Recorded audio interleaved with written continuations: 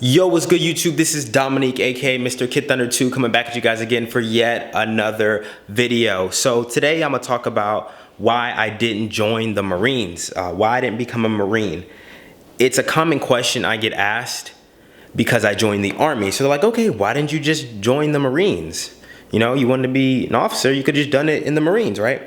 And actually, I got a really interesting comment that said I would have been a really good Marine officer, actually. But so here's the thing. First, to start off with why I joined the military, okay? You have to understand why I joined the military. I joined the military to, one, because it's in my blood. I really had no other choice. If mom, dad, aunts, uncles, everybody is in the military. Everyone is Navy, though. So me going Army is really left, but I'll explain to you guys why. And then second, I had to get out my comfort zone. I had to grow. Where I was at just wasn't there. I needed to experience something that just totally just threw me out of whack and help me grow as a person. I needed to really experience something else. If you feel me, if you know what I'm saying. So why didn't I become a Marine, right? So common question is, okay, you need to get out your comfort zone and you need to do something physically tough and get you out of a desk environment. The Marines would probably be a good choice. And damn right it is. Damn right the Marines would be a good choice for me. Heck yeah. But so let me explain to you guys how it kind of goes from Marine officers to the part to where I got to. So Marine officers have this thing called an OSO, right? An officer selection officer. And you talk to that person and that person does your whole packet. Whereas if you're in the Army, you want to join the Army as an officer, and you're a civilian, you go to a regular recruiter. But the Marines have their own separate recruiter, kind of like the Navy. The Navy has their own separate officer recruiter, but the Army, it's all in one person, right? That's where there can be a lot of confusion at. So what I did is I talked to the OSO, and the OSO is actually a friend of my mentor, okay? So one of my mentors is actually a Marine. A CW05 in the Marines. Actually, he just recently retired. So thank him for his service, but he's not currently in the Marines anymore. But he's actually who put me on with the OSO, the officer selection officer. So I went and I talked to him and we discussed really my options and the jobs and how you get the jobs, right? After OCS in the Marines, I believe everybody goes to the next school after that. You don't go to like your own branch school, kind of like how the Army does it, right? It's kind of like, so a Marine officer will finish OCS, they'll be an officer, then they'll go to, I forgot what they called it, but it was like another school that taught you like infantry tactics, I think. And then after that, you proceed off to a school.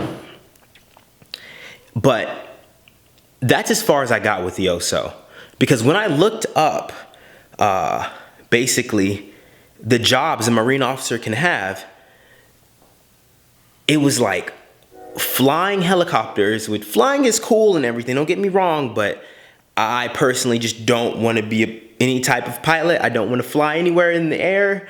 Kind of seems counterproductive when I jump out of airplanes, but we'll get there, right? So all the jobs seemed like they were all combat.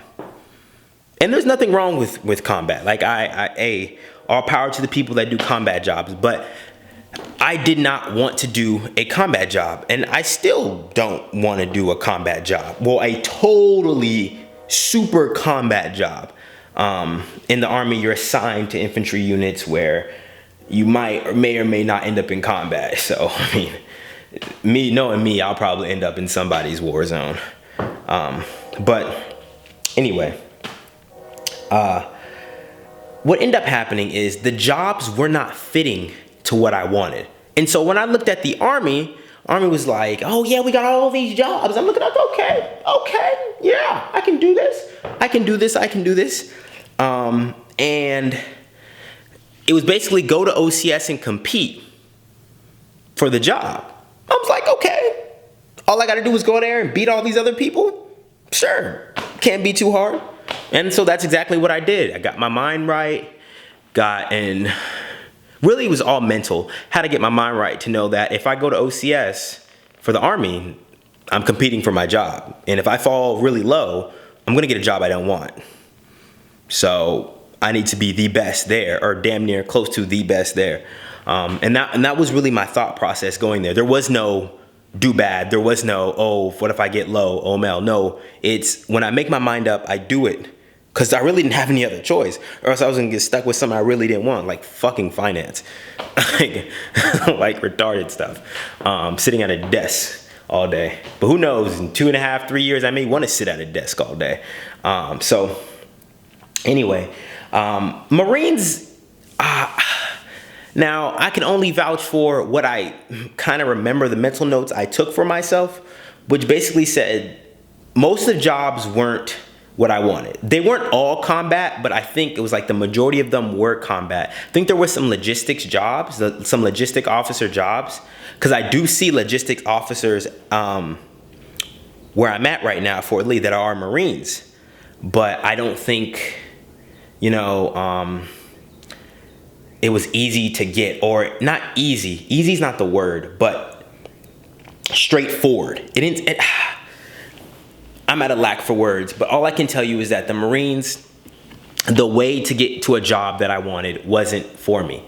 There was too many combat jobs, and there just wasn't enough guarantee. And there was a guarantee in Army OCS. The deal was, you get there, you beat everybody, you get your job. Okay, simple, straight to the point. Now again, people, you can hey, I could be wrong. It could be different now. But from talking to the OSO, we kind of decided that, hey, you know what, the Marines wasn't for me. No harm, no foul. There'd be a better candidate that's gonna come along and, you know, really fulfill the needs that the Marines wanted, where I couldn't do.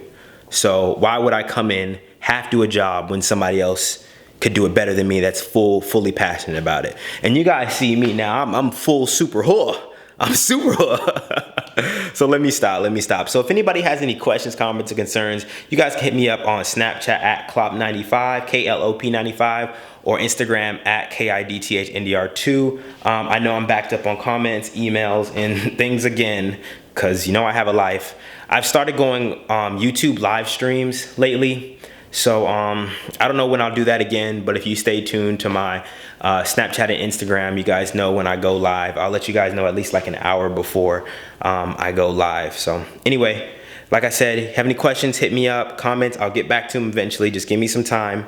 And emails, I'll get back to you. Just give me some time. Phone calls, I think I've got all my phone calls and texts back. So anyway, you guys have a good day. And don't, like I always like to say at the end of all my videos, don't live the same year 75, 80, 85, 90 times and then try and call it a life. My name is Dominique, aka Mr. Kid Thunder 2, not yet Adult Thunder 2. So you guys have a good day. Peace.